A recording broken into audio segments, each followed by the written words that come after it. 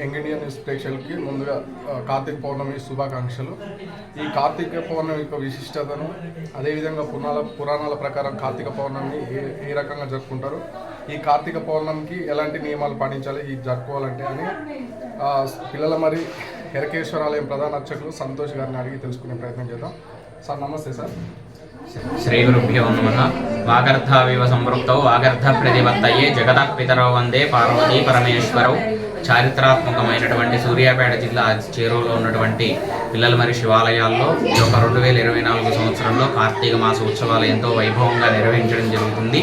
అందులో భాగంగా ప్రతి సోమవారము మరియు పౌర్ణమి, ఏకాదశులు విశేష పూజా కార్యక్రమాలు కూడా చేయడం జరుగుతుంది.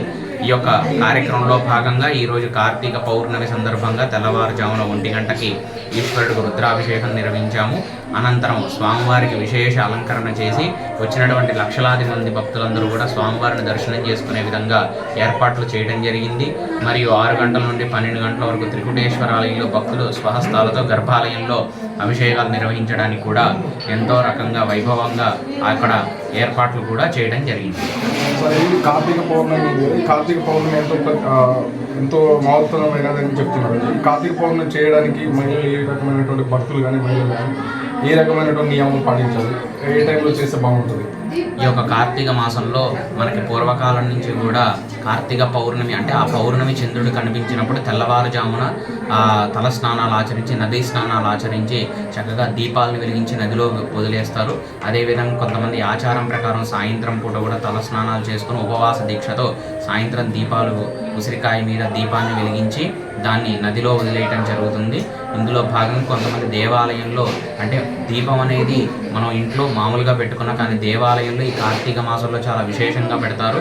చక్కగా ముగ్గు వేసి దాని మీద పసుపు కుంకుమతో అలంకరించి ఆ తర్వాత దీపాన్ని పెట్టి ఆ దీపానికి కూడా చక్కగా కొబ్బరికాయ కొట్టేసి నైవేద్యంలాగా పెట్టుకొని అగరవత్తులతో దీపం నైవేద్యం అన్ని కార్యక్రమాలు కూడా చేసుకొని ఈ కార్తీక పౌర్ణమి రోజు 365 రోజులకు సంబంధించినటువంటి మనం చేసినటువంటి పాపపుణ్యాలన్నింటినీ కూడా పరిహారంగా ఇక ముందు ఇప్పటి నుంచి అయినా సరే ధర్మబద్ధంగా మనం మన యొక్క కర్మని ఆచరించే విధంగా ఈ యొక్క జ్యోతిని వెలిగిస్తాము. ఆ వెలిగించినటువంటి జ్యోతి ఎలాగైతే ప్రజ్వలిస్తుందో ఆ విధంగానే మన జీవితంలో కూడా మన పాపాలన్నీ కూడా సంహరించబడి మనం చేసేటువంటి పనులన్నీ కూడా న్యాయబద్ధంగా ఉండాలని చెప్పేసి త్రిమూర్తి స్వరూపంగా కూడా దీన్ని వెలిగిస్తారు. నూనె, ఒత్తులు, ఆ యొక్క నిప్పు అంటే ఇవి 3 కూడా బ్రహ్మ, విష్ణు, మహేశ్వరుల యొక్క స్వరూపకంగా మనం దీపాన్ని వెలిగించడం జరుగుతుంది.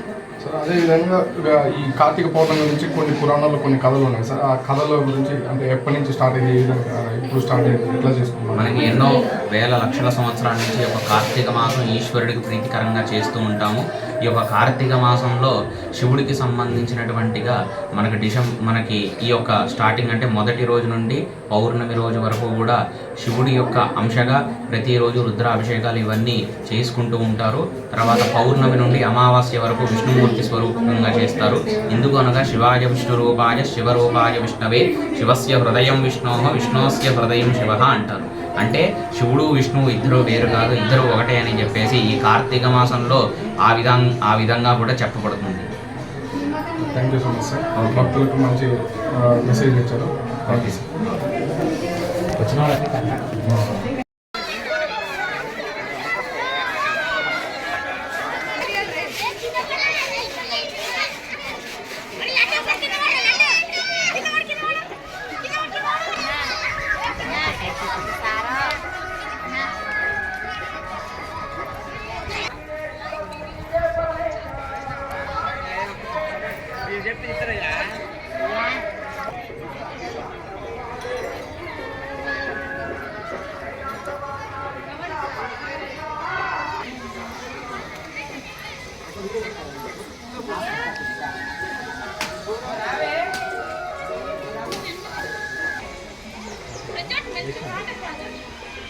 అలా పెట్టుకోండి అలా మెడలకి